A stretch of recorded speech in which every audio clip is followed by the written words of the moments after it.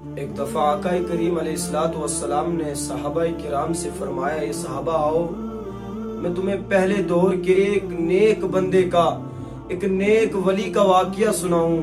تو صحابہ کرام رضوان اللہ تعالی علیہم اجمعین آئے۔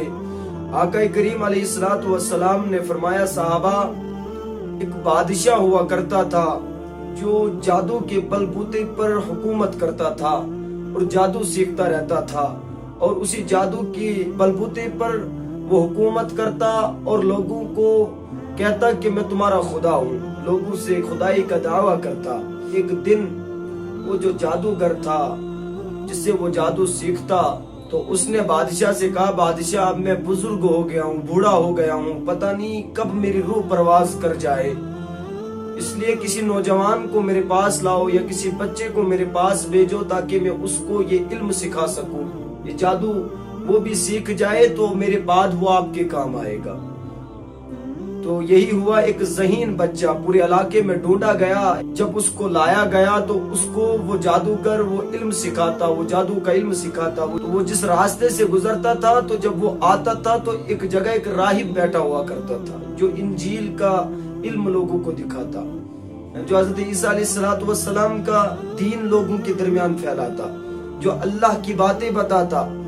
اب اس بچے نے جب دیکھا کہ اس راہب کے پاس بھی بڑے لوگ جمع ہوتے ہیں، بیٹھے رہتے ہیں، تو وہ بھی تھوڑی دیر وہاں پر بیٹھنے لگا اور تھوڑا وقت اس کے پاس لگاتا، پھر چلا جاتا اور جا کر جادوگر سے تھوڑا علم اس سے بھی سیکھ لیتا۔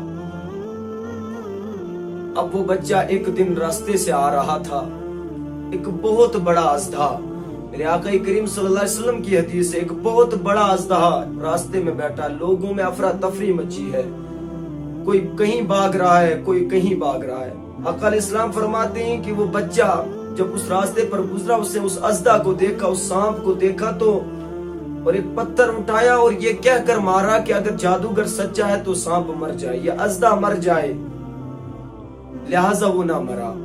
اور پھر دوسرا پتھر اٹھایا اور پھر پھینکا اور یہ کہہ کر پھینکا، اگر وہ عالم سچا، وہ راہب سچا ہے تو یہ سانپ مر جائے، لہٰذا وہ اژدہا مر گیا اور اس نے اسلام قبول کیا۔ کرنے کے بعد وہ پھر اس بادشاہ کے پاس جاتا، بادشاہ کہتا کہ کہاں آج کل زیادہ وقت گزارتے ہو؟ وہ باتوں کو ٹول مٹول کر کے نکل جاتا، وہ باتوں میں ٹول مٹول کر دیتا، اور یوں ہی مسئلہ چلتا رہا۔ اللہ رب العزت نے اس کے اندر طاقت عطا کی اور اس کے اندر ایک روحانیت پیدا ہو گئی۔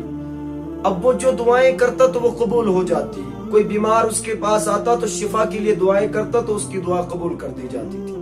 ایک دن بادشاہ کا ایک غلام ہوا کرتا تھا جو بادشاہ کا بڑا خاص تھا، اس کی آنکھوں سے روشنی ختم ہو جاتی ہے، بہت علاج کرنے کے بعد اس کا علاج کہیں نہیں ہوا۔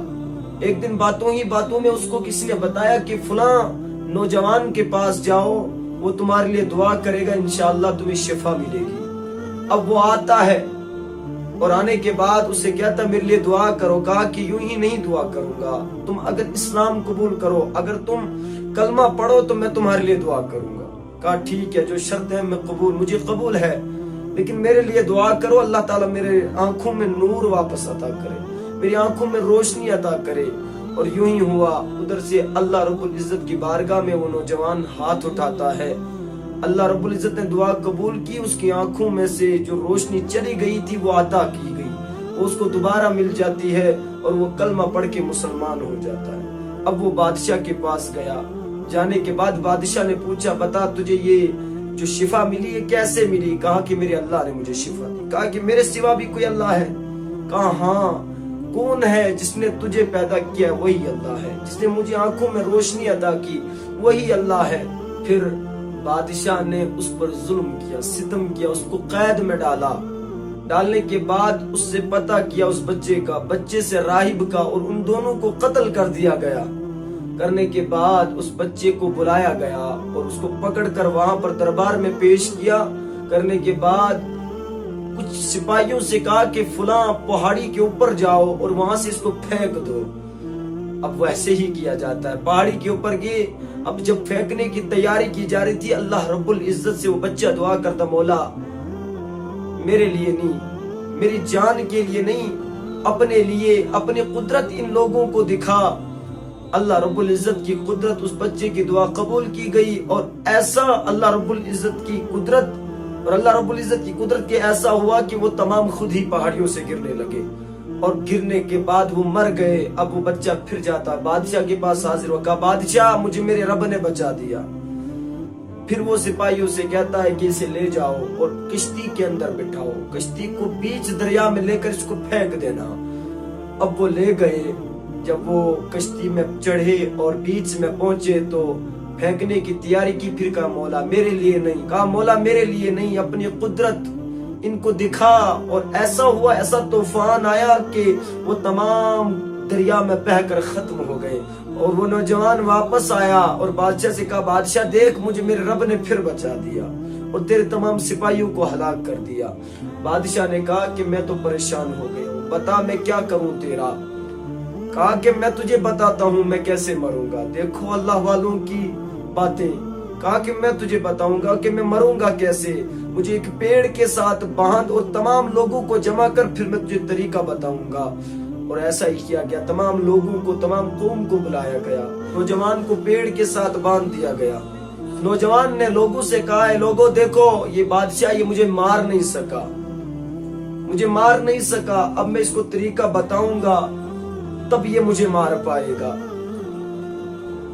तो कहने लगा बादशाह मेरे रब का नाम लेकर मेरे ऊपर तीर चला तब मैं मरूंगा। सुभान अल्लाह।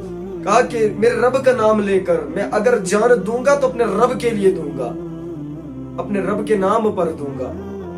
तो ऐसा ही किया गया। उस बादशाह ने अल्लाह का नाम लिया और तीर को खींचा।